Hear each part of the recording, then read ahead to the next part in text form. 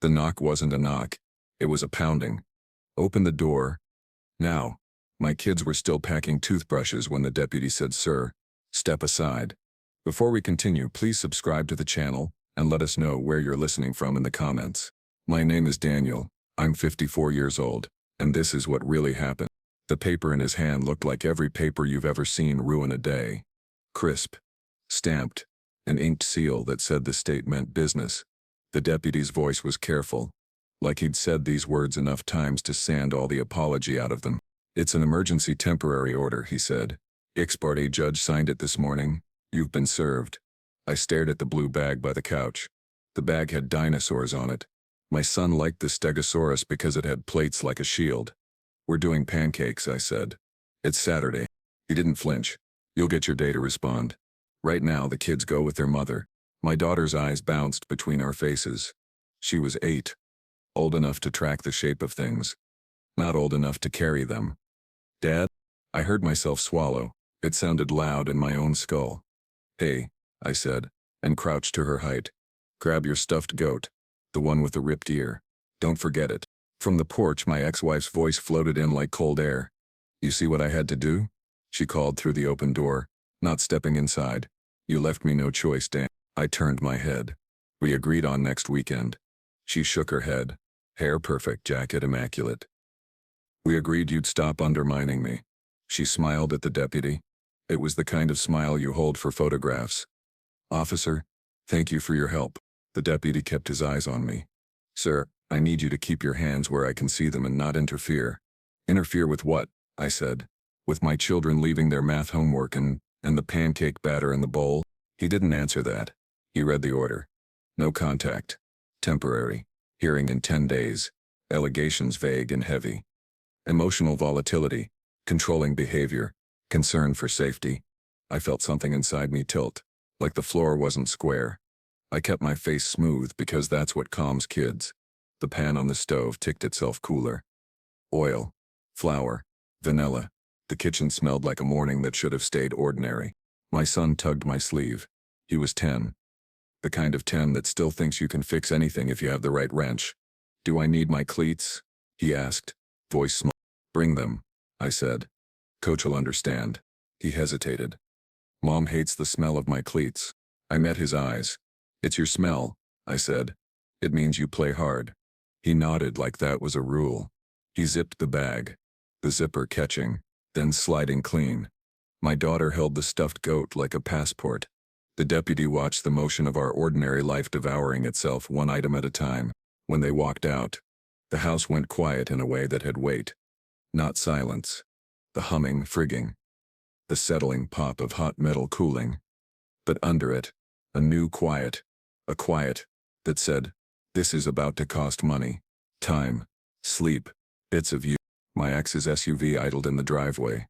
She didn't look back. My daughter did. She put her hand on the window. Palm flat. Goat squished between. I lifted mine. The glass was cold. The door shut. The deputy handed me my copy and the echo of his boots on my porch boards faded like a threat, forgetting my address. I didn't sit. I stood at the counter and read every word twice. There were sentences that didn't sound like a judge wrote them. They sounded like someone told a story, and then dipped it in legal ink. I recognized the story because I'd been in it, but I didn't recognize the narrator. I called my friend Mark because he knew a guy. "You need counsel," he said, not wasting breath. "Not a bulldog. A surgeon. Someone who cuts where it counts." "I didn't do anything," I said. "Doesn't matter. Family court is a chessboard, not a confession booth." He texted me a name. Elena Vance. Midtown. Her website didn't have pictures of her hugging clients or gavel clip art. Just simple copy. Experience. Outcomes. Transparent billing. That last line made me snort. Nothing about this would ever be transparent. Her receptionist picked up on the second ring. "He sent you?" she asked when I said Mark's name. "Sit tight. If you can be here in 45, she'll squeeze you in." "I can be there in 20, I said. The city wore Saturday differently. Quieter streets. Cafes humming at half volume. A dog pulling at a leash. The light had that winter angle that makes everything look honest and a little tired. I parked in a 2-hour zone because hope is a habit. The lobby of her building smelled like lemon cleaner and old carpet that had given up on being new. The elevator ticked down, floor by floor, its arrival bell too cheerful for the job. Her office door was heavy wood with frosted glass. The name etched in black, Vance Family Law. I pushed in and a bell chimed. A woman looked up from the desk, hair in a tidy bun, glasses on a chain. Daniel. Yes. She nodded to a chair. She'll be 5 minutes. Water? Water's fine. I sat and stared at a framed copy of some statute on the wall. The font was small and relentless. Beneath it, a photograph of a shoreline with gray waves. The waves looked like they'd been trying to eat the same rock for 100 years. And getting nowhere. I liked that rock. Elena came out with a legal pad in one hand and a coffee in the other. Early 40s. No-nonsense face. Shoes that said she stood all day without complaining about it. You're Daniel, she said, offering a quick, firm handshake. Walk with me. She didn't waste the receptionist's desk. She kept moving, leading me into a room with a round table and no desk between us. Good son. She sat, pen poised. Tell me what happened. Not what you think about what happened. The facts. She showed up with a deputy. I said. Emergency temporary order. Ex parte. Kids left with her. I got a hearing date. 10 days. Allegations? Vague. Emotional volatility. Controlling behavior. Concern for safety. She tapped the pen twice. Any police reports? CPS involvement? Prior orders? No. Any texts from you that could be read as aggressive? I thought about late nights and blue light, and typing too fast. I told her last week she can't keep canceling my midweek dinners. I said you can't use the kids to punish me. Okay, that's frustration, not aggression. She looked up. But family court is a place where punctuation becomes personality. We'll be careful. I didn't do anything, I said, hearing the echo from the call with Mark and hating that it sounded like a script. I make pancakes. I go to games. I know the names of their teachers. I know where the extra socks live. I believe you, she said, and somehow made it sound like more than courtesy. But truth is a marathoner and a sprint. We need 3 things fast: your timeline, your receipts, your witnesses. Receipts? Literal and figurative. Emails, texts, photographs, calendar entries. Photos of you and the kids on your regular days, not posed. Real life. The judge needs to see a life, not a performance. She slid a blank legal pad toward me. Start writing the last 6 months. When you had them, what you did. Any cancellations. Any flare-ups. Times, dates, places. Details get credibility. I wrote, Saturday pancakes. Wednesday dinners. The Lego set we built with missing pieces. The way my daughter hates peas unless they're frozen and eaten like berries. My son's cleats. The Stegosaurus plates. I wrote until the muscles in my hand complained about being asked to hold more than grocery lists. Elena read. She didn't nod like therapists on television. She underlined. She circled. She moved schools last month, she said, pointing. She pulled them from the neighborhood school and enrolled them near her new condo. Said the commute was easier. Did you sign the transfer forms? No, she said, it was just administrative. I told her we share legal custody, she said, then act like it. Alana's eyes sharpened. We'll subpoena the enrollment packets. If your signature's on something you didn't sign, that's leverage. She wouldn't forge. I stopped. I pictured her tidy jacket, the perfect hair, the practiced smile, the SUV idling. I chose a different sentence. Elena tapped the table. A steady rhythm. You'll need to go, Monk. No texts. No venting. No posting. She's baiting you into a mistake. Do not feed the record. She's already fed it. She fed allegations. We'll feed facts. She glanced at the clock. For the hearing, we'll ask for temporary 50-50, enforcement of the existing schedule, and a neutral custody evaluator if the court wants that circus. But first, I need something very specific. What? Has she ever written in any medium anything that suggests she wants the kids to hate you? Even joking? Even a lob after? I thought about an old text, back when the divorce papers were fresh ink, and we were both worse versions of ourselves. She'd written, if they knew who you really were, they'd choose me every time. And another. Later. Don't make me teach them what you did, I said. Maybe. Find them, she said. We'll need context. But a breadcrumb is a breadcrumb. Alienation is a word judges recognize, even if they pretend it's too psychological to pin down. She slid a consent form across the table. I'll file a notice of appearance today. I'll start the subpoenas on Monday. In the meantime, get your tech in order. My tech. Phone backups. iCloud. Google. Your Ring doorbell. Vehicle GPS if you've got it. Anywhere time meets location meets you being a dad. We draw a map. It needs to be boring and detailed. Boring wins in court. How much will this cost? I asked. She didn't blink. A lot. Less than losing your kids. Honesty counts. Okay, I said. She stood. You said pancakes? Yeah. Make them tomorrow anyway, she said, not smiling. Take a photo of the empty plates. Time-stamped it. Then put the plates in the sink and come back to me with everything you can pull. We'll file our response with exhibits. We'll ask for the ex-parte to be dissolved. And Daniel. Yeah? Stop apologizing in your head for fighting for them. I looked at the rock and the wave photograph on her wall. I don't want to hurt her, I said. I just want my life back. She nodded. Then learn to hurt the problem, not the person. On the way home, Seattle did that thing where the rain doesn't fall so much as appear. Microscopic meteors in the air. The world got shinier. People moved faster. I could hear my tires hiss on the slick road. I tried to picture my kids at her place. New school, new curtains, their toothbrushes in a different cup. The house felt wrong when I opened the door. Their shoes weren't by the mat. The backpack hooks were empty. I poured the batter into the pan anyway.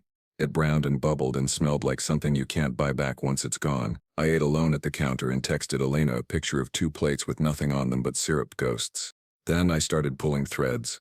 Old phones from a drawer. The external hard drive I thought I'd lost. I plugged in cables, watched status bars move like stubborn snails, and tried not to think about lawyers' bills or the way the deputy's voice had been gentle without being kind. Backups started appearing in folders with dates I remembered by seasons. The summer of the camping trip, the fall with a broken wrist, the Christmas we bought too many lights. At midnight, I opened a folder labeled Voice Memos. I didn't remember being a voice memo person. Most of them were mine. Random notes to self. Shopping lists. A tune I hummed and then immediately forgot.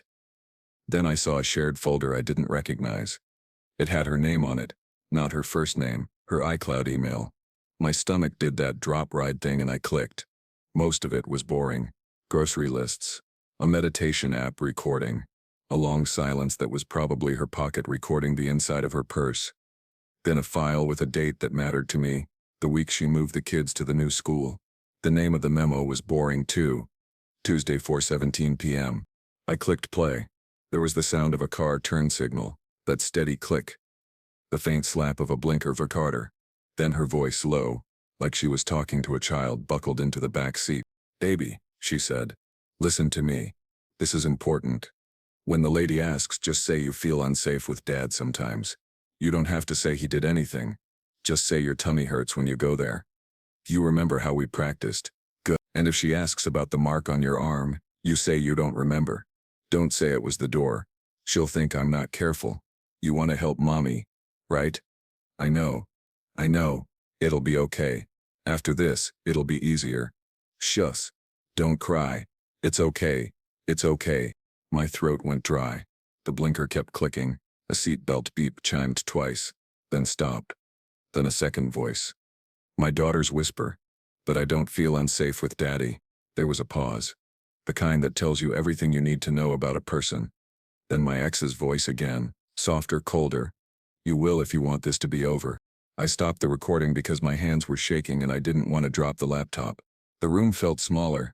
The rock in the wave had finally moved a millimeter. I forwarded the file to myself, to Elena, to an account I hadn't used since grad school. I copied it to a flash drive and put the flash drive in the freezer like something old men do to cash when they don't trust banks. I paced the kitchen and pressed my palm to the cool door of the fridge like it could tell me what to do next. At 12:21 a.m., Elena texted back. She doesn't sleep much, I thought. Got it. Do not confront her, do not mention it to the kids. I'm drafting a motion now. We'll file first thing. This changes the posture. I typed, what does posture mean? She typed, it means the judge stops thinking he said she said, and starts thinking she coached. We will request the child interview be rescheduled with a different evaluator present, and Daniel make sure location and time metadata are intact. Don't rename the file. I looked at the FaneLame. Tuesday 4:17 p.m. MR4A. Don't rename the file, I said aloud to the empty room. I wasn't sure if I was laughing or breathing wrong. I didn't sleep. I listened to the memo again, then listened to the sound between the words. The turn signal, the hiss of wet tires, the seatbelt chime, prooflays and boring noises. Some people call it justice, I call it necessary. I said to no one, and wrote it on the pad so I wouldn't forget how it sounded when I said it. At 6:15 a.m., while the sky was the color of cheap aluminum, my phone buzzed. A different buzz, urgent, a string of texts. The first was from my son, just 3 words. Mom's really mad. The second was from an unknown number. Block caps. This is Attorney Carter representing Miss Ard. Cease and desist contact. All communication through counsel. The third was from Elena. She knows we have something. She's spooked. Good. I need you at my office at 8:30. Bring your ring camera logs from last month and any proof of the school transfer. I'm filing a motion to vacate the TOO and for temporary primary. Yes, primary. I stared at the word primary. It didn't fit in my brain yet. I was still holding the empty plates and the syrup ghosts. I went to the front door and pulled up the Ring app. I scrolled to Tuesday. I watched a pixelated version of my daughter skip down the path, goat in hand, while my ex stood on the sidewalk looking at her phone. Timestamp 4:12 p.m. I scrubbed forward. The SUV door opened. The car idled. The turn signal blinked. 4:16 p.m. The SUV pulled away. 4:17 p.m. The street was rain and quiet, and the camera's infrared stutter. My hands steadied. Boring wins in court. When I got to Elena's office, the receptionist didn't ask my name. She pointed me straight to the conference room. Elena was already there with a stack of paper and an energy that made coffee look slow. Sit, she said. Listen. She slid a draft across the table. Motion to vacate emergency order. Request for sanctions, request for makeup time, request for neutral evaluator. I skimmed. Words like coercion and coaching and best interests leaped out like nails catching my sleeve. She had quotes. She had timestamps. She had a list of exhibits that read like an attack made of office supplies. The judge will hate this, she said. Not because of you, because of her. Judges hate being used. She'll say it's out of context, I said. It is, Elena said. But the context hurts her more. We'll offer the full file to Chambers. We'll keep the 30-second excerpt for open court. And Daniel, this is important. When you testify, you will be boring. You will be steady. You will not cry. If you need a sentence, use this one. I just want our children to have 2 parents who respect the court and their needs. I nodded. I can say that. Good. Say it like you mean it. Because you do. My phone buzzed again. A photo. My daughter in a school hallway I didn't recognize, standing with a woman holding a clipboard. The text under the photo was from my ex. Evaluator liked her, she wrote. Too late to stop what's already in motion. Elena read it over my shoulder. She thinks the memo won't touch her, she said. She thinks her story is stronger than her voice on tape. She's wrong. She stuffed the motion into a folder and handed it to me. Go down to the clerk and file this. I'll meet you there with the exhibits after I print out your logs. The earlier we get on the docket, the better. And Daniel, yeah? Today you learn a hard truth. Family court isn't about who's the better parent. It's about who proves they're the more reliable narrator. I took the folder. The hallway outside was cool. The elevator bell again too cheerful. The lobby's lemon cleaner hit my nose like memory. I crossed to the courthouse as the rain shifted to a fine mist. The kind that coats your face and makes it feel like you've been crying even when you haven't. The line at the clerk's window was 3 people long.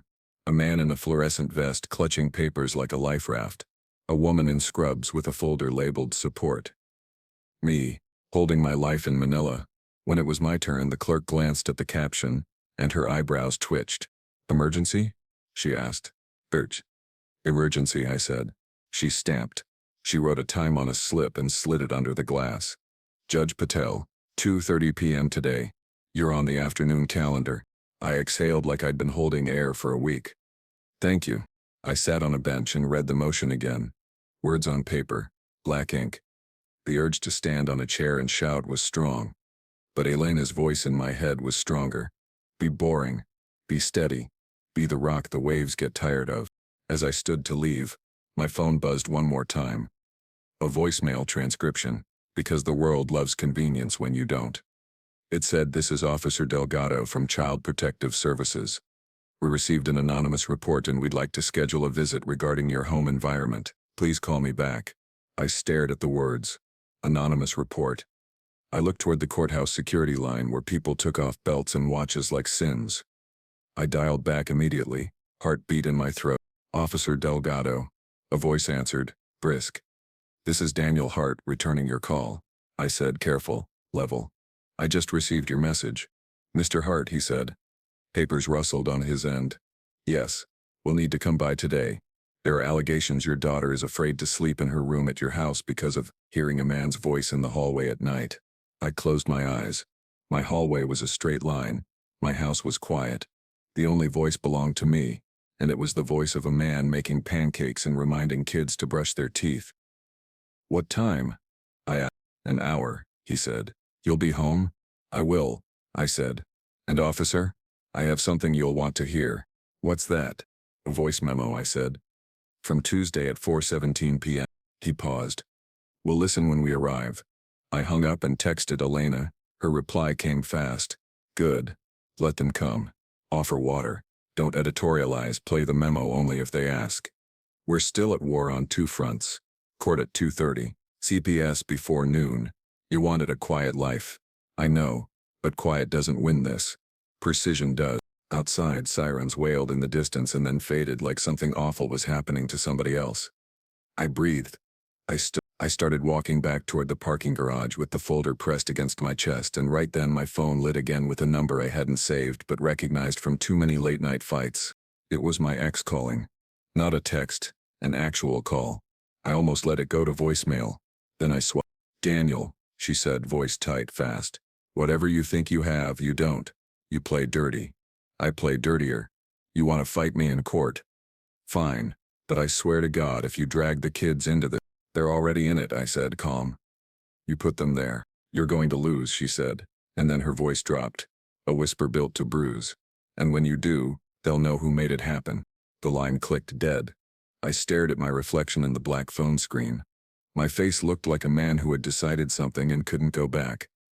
"I still can't decide if walking away was strength or cowardice," I said under my breath, thinking of 100 chances to argue, to yell, to throw a dish. I'd walked away every time. I'd believed peace was something you could buy with silence. Maybe I was wrong. I didn't know it yet, standing in that echoey garage with the rain whispering on the concrete. But by 2:30 p.m., the judge would rewind a recording in open court, and the room would go so quiet you'd hear the seatbelt chime. And by 6:00 p.m., CPS would leave my house with a note that said "no safety concerns at this time," and a look that said, "We heard what we heard." And by 8:00 p.m. something else would land in my inbox that would make all of that feel like the opening credits. It landed at 8:02 p.m., 2 minutes after I got home, when my laptop chimed with a new email from the school district. "Records request. Signature verification." I clicked. I scrolled. I saw my name in black ink on the transfer form. It was neat. It looped at the D. It did not belong to me. And at the bottom, next to the forged signature, in small perfect letters, was the name of the person who had notarized it. Her boss. My ex's boss. A man I'd coached in a company softball league 10 summers ago. A man who owed me a favor. The signature stared back at me like it was daring me to say it wasn't mine. Neat loops. Confident strokes. The kind of handwriting that comes from someone who's done this before. And underneath it, that notarization block. The seal was crisp. The signature next to Notary Public was even more familiar. Gregory L. Stanton, her boss. A man I'd once pitched a perfect 7 innings for in the company softball league. A man who'd spilled beer on my glove and promised, laughing, "I owe you one, Dan." Anything. I'd never called in that favor. Until now. I stared at the screen so long I forgot the coffee in my hand was cooling. My phone buzzed. "Elena, you see it?" she asked, skipping hello. "I see it," I said. "That's forgery. That's conspiracy to interfere with custody. And because a notary is involved, we can bring in the Secretary of State's office if we need to." "I know the notary," I said. A pause. "How well?" "Well enough that he might pick up the phone," I said. "Or at least hear me out." She exhaled slowly. "All right. But be careful, don't tip him too soon. You want him nervous, not defensive. A nervous witness talks more." I glanced at the clock. 8:15 p.m. Greg was a creature of habit. That meant he was either in his home office or at the same corner booth in Sullivan's bar where he sat every Thursday and Friday night. I knew which it would be. Sullivan smelled like fried onions and spilled beer, the kind that never quite leaves the wood. The jukebox was cycling through 80s rock at a volume you felt in your ribs, and there he was, booth by the wall, whiskey in hand, tie loosened, phone face up beside him. I slid into the booth opposite without waiting for an invite. Greg looked up, startled, then squinted. "Dan, man, it's been a minute." "About 10 years," I said. "And I'm not here for nostalgia." His smile faltered. "Okay." I pulled my phone out and spun it so he could see the PDF on the screen.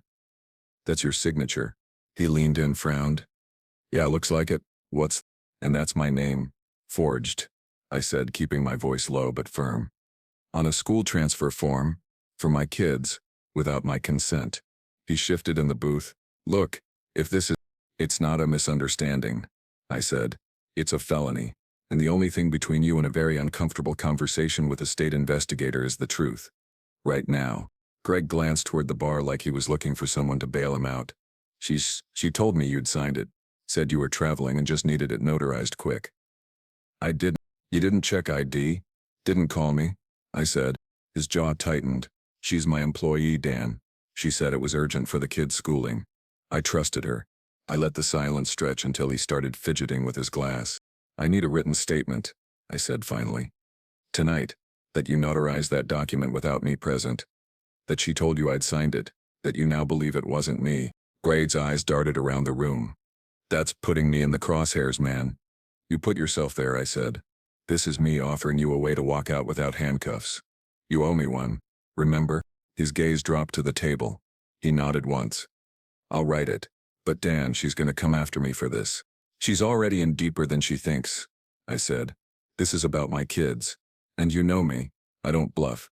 By 9:30 p.m. I had his signed statement in my hand, along with a scan Alina could file first thing in the morning. She called as I walked back to my car. "That's gold," she said. "We're going to attach it to our motion and request the court consider sanctions for fraudulent filings. It'll rattle her attorney hard." "She's not the type to rattle," I said. "Everyone rattles when they realize the floor is missing," Elena replied. "And now we've got a second front, financial pressure. How's her job security?" "She's salaried," I said. "Mid-level. Greg's her direct boss." "Good," Elena said. "If HR catches wind that she dragged him into a notary fraud, she's suddenly less stable in the eyes of the court. Judges don't like volatile income when determining custody." I stopped walking. "You're saying we use her own boss to undercut her stability." "I'm saying we don't have to touch her," Elena said. "The truth will do that for us." When I got home, the CPS visit was still looming in my mind. The clock read 10:12 p.m., but my living room looked staged for an open house. Counters wiped. Laundry folded. The whole place smelling faintly of lemon cleaner. I wasn't leaving anything to chance. At 11:04, my phone buzzed with a new email from an address I didn't recognize. Subject: "You need to know what she's planning." The message was short. "She's talking about filing for emergency relocation to Oregon, claims she has a job offer there. If that gets granted before your case is heard, you're looking at supervised visits or monthly flights. Check her emails at work if you can. She's been using the company account." No name, no signature, just a burner email that disappeared when I tried to reply. I stared at the screen, the words emergency relocation pulsing in my head. Elena picked up on the first ring. "This just escalated," I said. "Send me the email," she said. "If she files that motion before a hearing, we're playing defense. We need to make sure the judge sees her credibility collapse before she can try to run." "She's using her work email," I said. "That means Greg can pull it, doesn't it?" There was a pause. "You think he'd do that?" I thought about the look on his face when I'd slid into that booth. If it means keeping himself out of the fire? Yeah, I think he would. By midnight I had a plan that would force her to fight a war on too many fronts at once. Step 1. Lock in Greg's cooperation and get those emails. Step 2. File our motion with both the voice memo and the notary statement before she could blink. Step 3. Make sure CPS saw the same evidence the judge would. Because if there's one thing I'd learned from Elena already, it's this. In family court, the parent who controls the narrative controls the future. And as I sat there with her forged signature in one hand and Greg's confession in the other, I realized something I hadn't said out loud yet. I was done playing defense. Which is why at 7:42 the next morning I walked into Greg's office with 2 coffees, closed the door and said, "We're going to talk about those emails, and you're going to tell me everything." What he told me in the next 7 minutes changed the entire trajectory of the case, and gave me the single piece of evidence that would not just keep my kids in my life, but might take them out of hers entirely.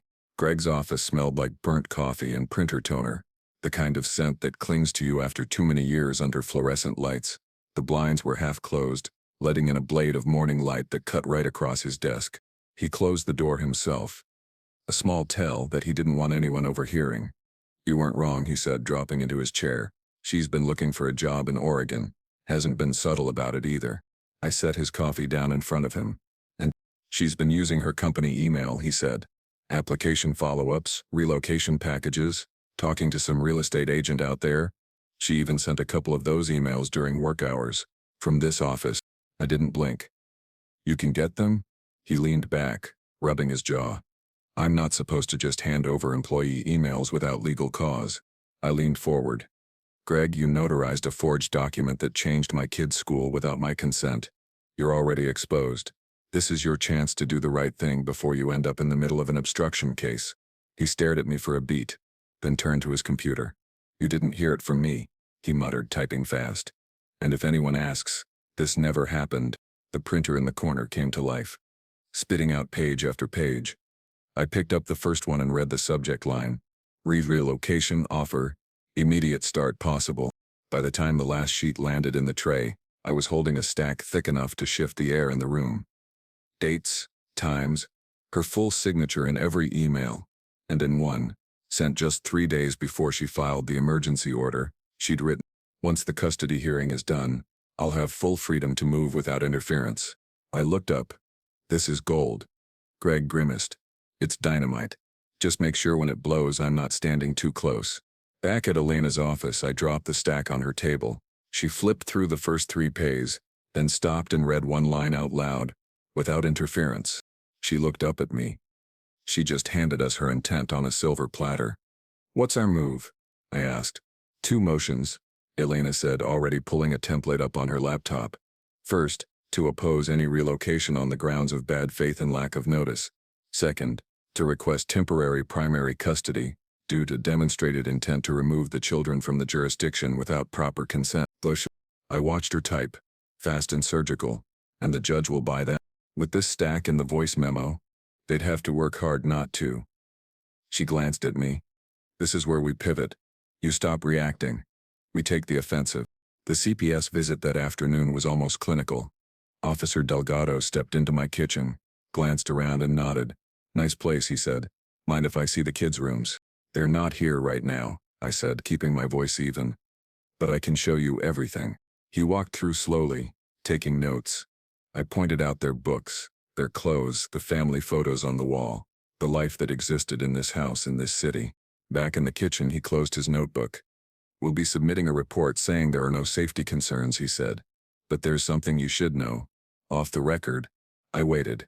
The anonymous report we got. It came from a number linked to a business landline. Guess which business? I didn't need to guess. "Her office." He gave me a look that said I'd hit the mark. "We can't put that in the official report without more evidence. But if your attorney subpoenas the call logs." I nodded. "We'll get them." By the next morning, Elena had everything in motion. Literally, 3 thick packets filed with the clerk. Motion to vacate emergency order with the voice memo as Exhibit A. Motion to oppose relocation with Greg's emails as Exhibit B. Motion for temporary primary custody with the notarization statement as Exhibit C. "This isn't just defense anymore," Elena said, sliding copies into my hands. "This is a story, and the judge is going to hear it exactly the way we want it told." At 2:30 p.m. we walked into the courtroom. My ex was already there, flanked by her attorney, Carter, a tall man in a charcoal suit who looked like he'd rather be anywhere else. The judge glanced at the stack of filings in front of him. "I've reviewed both parties' submissions," he said. "We have some serious allegations here." Carter tried to object to the voice memo, citing context and privacy. Elena stayed calm. "Your Honor, the recording was discovered in a shared iCloud folder. It directly pertains to the children's welfare." The judge listened to 30 seconds of the clip, and you could feel the temperature in the room drop. When my daughter's small voice said, "But I don't feel unsafe with Daddy," I saw something shift in his expression. We didn't win everything that day. Judges rarely give you the whole board in one move, but we walk out with the emergency order dissolved. My regular custody reinstated, and most importantly, a freeze on any relocation attempts until a full evidentiary hearing. As we left the courthouse, Elena leaned in. "She's cornered now. That's when people make mistakes." She was right. Because that night I got a call from a number I didn't recognize, and the voice on the other end said something that would set up the final crushing move in this game. "Mr. Hart," the man said, "I think you should know your ex has been talking to a reporter." The voice on the phone was low, deliberate. "She's talking to a reporter from the Daily Ledger, claims you're unstable, aggressive, says the court's protecting you because you know people." I let that hang for a moment. "Who is this?" "Doesn't matter," he said. "Let's just say I don't like seeing people use kids to win a PR war. Check Tuesday's emails on her work account. You'll find the chain." The line went dead before I could reply. I called Greg. He picked up on the second ring, sounding like a man who'd been sleeping with one eye open since the last time we talked. "She's talking to the press," I said. He cursed under his breath. "Yeah, I've seen the emails. She thinks if she paints you in the worst possible light, the court of public opinion will make the judge nervous." "You still have them?" "Dan," he said, "I'm already neck deep in this. You're asking me to wade in with lead boots?" "You've already given me the Oregon emails and the notarization statement," I said. "This is the same thing, except this time you're keeping her from lying to an audience bigger than the courtroom." He sighed. "Fine. Give me 20 minutes. 22 minutes later, my inbox lit up. A thread of 7 emails, all between her and a Ledger reporter. In them, she laid out a version of me that belonged in a crime podcast. Manipulative, volatile, control. She claimed I'd isolated her during our marriage, hinted I'd raised my voice at the kids, and said the legal system was turning a blind eye. But buried in the thread was a gift. "Once the relocation is approved, the story will help explain why I had to leave. I want the public to understand I had no choice. That wasn't just smear. It was a confession of motive." I sent the entire chain to Elena. She called back before I'd even closed my laptop. "This is better than you think," she said. "How?" "Because the minute she goes public with ongoing litigation, she undermines her own credibility. Judges hate parties trying their cases in the press. It reeks of manipulation." "We file a supplemental motion tomorrow.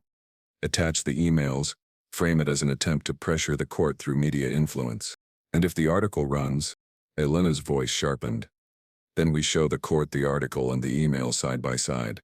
It's a straight line from her mouth to her motive. She won't just lose relocation, she'll lose decision-making authority." The next morning, I stood outside the Daily Ledger's glass front doors, holding a manila envelope. The receptionist, a young woman with red glasses and a guarded smile, looked up. "I'm here for David Rowe," I said, naming the reporter from the email chain. She hesitated, then picked up the phone. A moment later, a man in his late 30s stepped out, holding a notepad. "You're Daniel Hart," he said. "Yeah," I said, handing him the envelope. "Before you print anything, you should see the other side of the story. Emails, court documents, and audio file you're going to want to hear." He glanced inside. "I'm not supposed to." "I'm not asking you to kill the story," I said. "I'm asking you to write the truth. And if you run something you can't substantiate, I'll own you in court." His eyebrows went up at that. "Fair enough," he said. "I'll read it." By the afternoon, Elena had filed our supplemental motion. By evening, Rowe had sent me an email. "Given the material you provided, I won't be publishing at this time.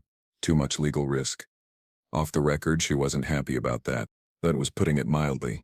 At 9:04 p.m., my phone lit up with a barrage of text from my ex. "You think you're clever. You can't keep this up forever. They're going to see who you really are." I didn't reply. I took screenshots and sent them to Elena. Her only response was, "Good. She's losing control. This is where she'll make the mistake we've been waiting for." It came faster than either of us expected. 2 days later, CPS called again. Officer Delgado's voice was tight. "We got another report. This time claiming your kids told their mother you hit them with a belt. The claim is anonymous again, but we pulled the call logs immediately.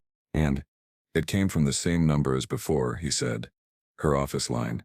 I closed my eyes. "What happens now?" "Now," Delgado said, "I'm forwarding the logs to your attorney. This is going to look very bad for her in court." I hung up, already dialing Elena. She picked up mid-ring. Tell me, she said. I told her.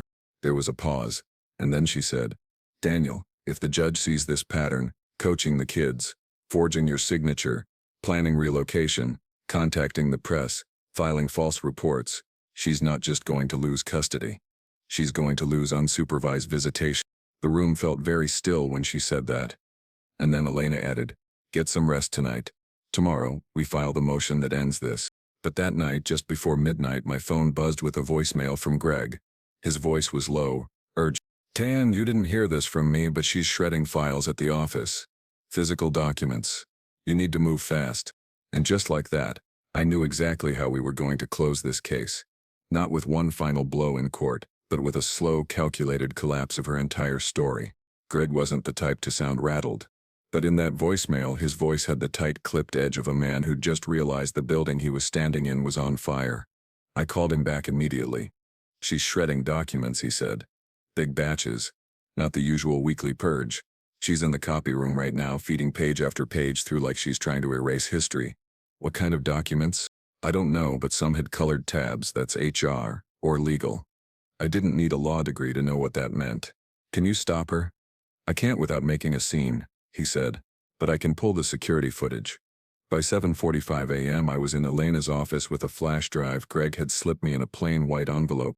On it, grainy but clear footage of my ex in the copy room, removing binders from a cabinet, flipping through them, then feeding page after page into the shredder. No gloves, no mask, just her, in a tailored blazer, looking over her shoulder between handfuls of paper. She's destroying potential evidence, Elena said, pausing the video on a frame where my ex's face was fully visible. In an active custody dispute. That's contempt of court, and possibly obstruction. I watched the video again, slower this time. Can we prove what she was shredding? Elena pointed at the timestamp. We don't have to. We subpoena the company's document retention logs and get Greg to testify that those files were marked for retention. The footage shows her destroying them. The inference is obvious. Court that afternoon felt different. Even Carter, her attorney, looked unsettled. He kept glancing at her like he was wondering how much of this she'd told him. Elena opened with the voice memo, the coaching, then the notarization statement, the forgery, then the relocation emails, the plan to run, then the reporter chain, the media manipulation, then the CPS call logs, the false reports, and finally she queued up the video. The shredder's hum filled the courtroom speakers, a dull grinding sound that seemed to go on forever. The judge leaned forward, one hand pressed against his chin, eyes locked on the screen. When the clip ended, Elena spoke with the kind of measured calm that makes every word land harder. Your Honor, this is not a parent acting in the best interests of their children. This is a parent engaged in a deliberate, sustained effort to remove the children from their father's life, mislead the court, manipulate the public narrative, and conceal or destroy evidence. The pattern is undeniable. The judge turned to Carter. Counsel? Carter swallowed. Your Honor, my client disputes the characterization. The judge cut him off. Then she can explain it under oath. In the meantime, here's what's going to happen. He picked up his pen. The court is granting Mr. Hart temporary primary custody, effective immediately. Ms. Hart's parenting time will be supervised until further order. The relocation request is denied. Furthermore, I am referring the matter of the forged signature and potential document destruction to the county prosecutor's office for review. I didn't move. Didn't smile. Just let the words sink in. Outside the courthouse, she caught up to me. You think you've won? She said, voice low but sharp. This isn't over. I met her eyes. For the kid's sake, I hope it is. Her lips tightened, but she didn't say anything else.